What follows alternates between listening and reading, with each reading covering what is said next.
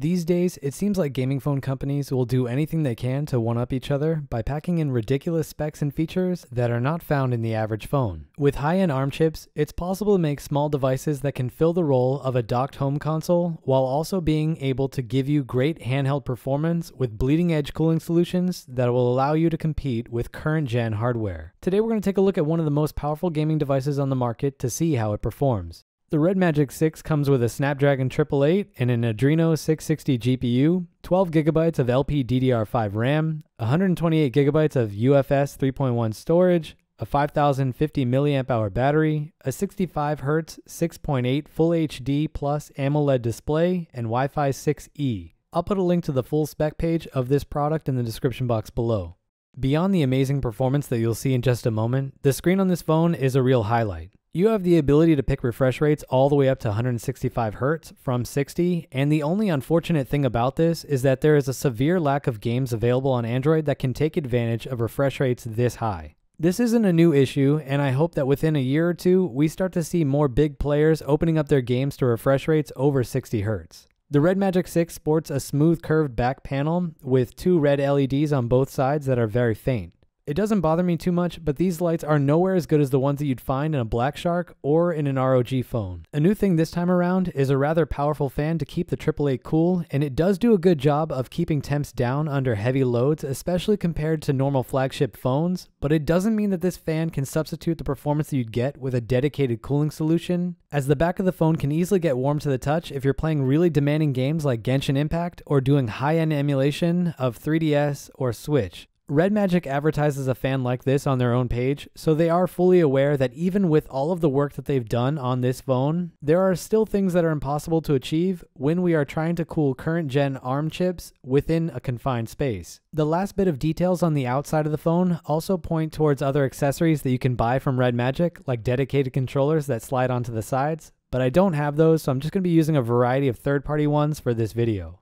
One last bit of hardware that I want to talk about is the battery and charging performance. Using the stock charger, you're going to get a blistering charge rate of around 5300 mAh, but I was actually able to go over this by using a better charger from another device. This is the first time that I've ever seen a phone charge this fast in person, and it's really crazy, especially since I consider anything around 2000 mAh to be perfectly adequate. I don't want to spend too long on software in this video since there's really not too much worth talking about from a gaming perspective, except for a few quality of life improvements that I wish other companies would implement. You can get into this dedicated launcher by flicking a switch on the side of the phone, and this is both cool in the fact that I enjoy the tactile feeling of using it, but also pointless in the way that it makes a few other aspects of using the device more annoying. One of the cool things that you're able to do is map on-screen actions to the two trigger buttons on the side of the phone, and these both come with an overkill touch sampling rate. The screen itself already comes with a touch sampling rate that's overkill, and if you're coming from a non-gaming phone, you'll notice how responsive touchscreen games are immediately. The thing that I like about these triggers is that in a pinch, they are really nice for times when you don't have access to a dedicated controller. The funny thing is that when I was filming this clip, I actually didn't know that someone was around me, and I kind of just laughed at how convenient it was for them to pop up on screen the moment that I started trying to show off shooting. This is pretty much standard on any gaming phone, but the Red Magic also supports video out over the Type-C port. It's really a shame that more phones don't support video out because it's a really amazing feature to have, and controllers are so good these days that you can do pretty much anything you want with good screen mapping software. Strictly as an Android gaming phone, it's really hard to beat this implementation of the 888, but I'm actually more interested in what the limits are for this chip in terms of emulation performance. To find out, we're going to take a look at a variety of different emulators to see how far we can push this phone. First up, we have PS1 with Duckstation running at 1080p with the widescreen hack enabled. You'll see some clipping in these titles, but this chip has no problems with this system.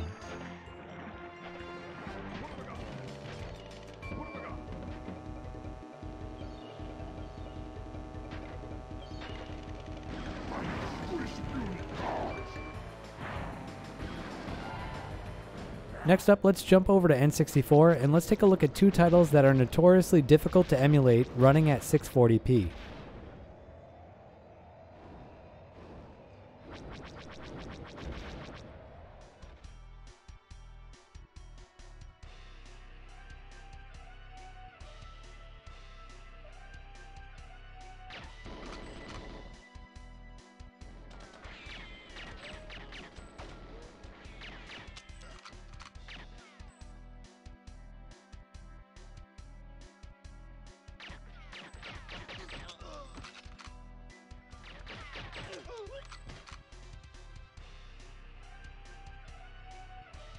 Moving on over to 3DS with the Citra emulator, and we're getting some of the best 3DS performance that I've ever seen on any device that I've tested for this channel. We're running at 2x render resolution, and this thing is easily outperforming some current gen Windows handhelds with ease.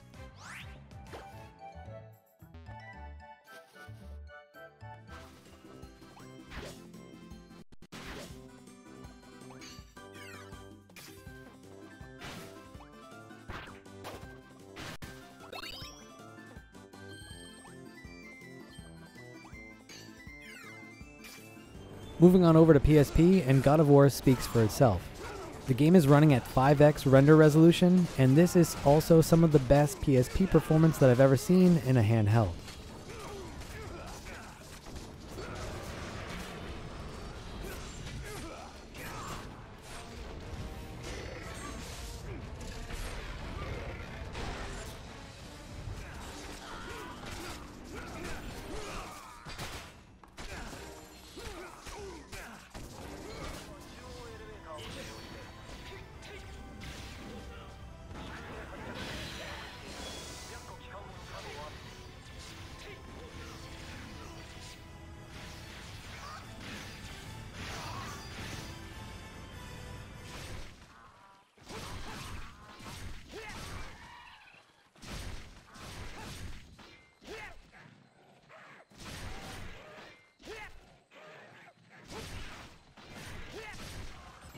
Now, let's take a look at GameCube with the Dolphin emulator.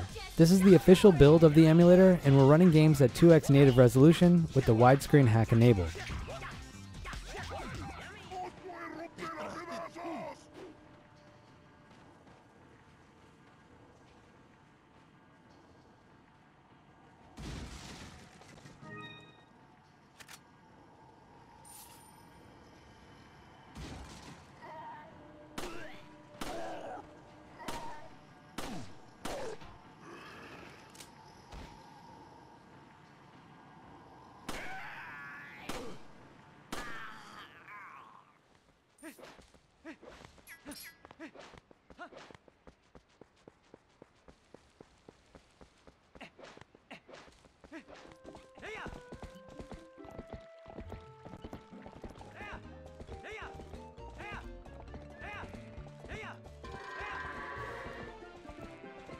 Just like GameCube, Wii is also running very well on this chip at 2x native resolution. I could have gone higher than this, but there really isn't enough of a difference on such a small screen to justify using more power.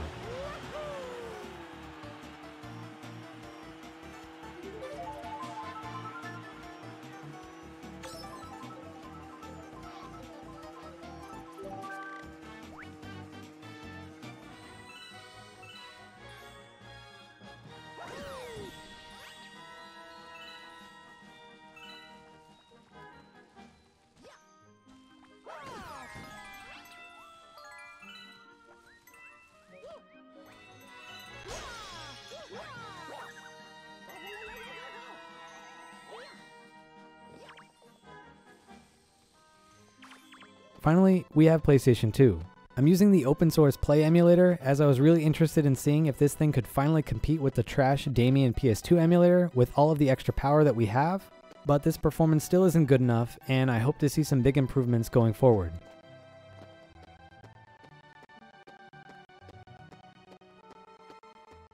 That's it for this gaming-centric first look at the Red Magic 6. I'll do a follow-up video later on covering more aspects of this phone in greater detail. This phone is currently on pre-sale at a pretty substantial cost over on the Red Magic website, and I'll have a link to that below this video. Gaming phones are a niche within a niche, so you probably already know if you want to buy this, but if you don't, I'll just say that this is a good phone if you're on the market for one. If you have any questions about it, leave them below, and I'll try my best to get back to you. Happy gaming, everyone. Taki out.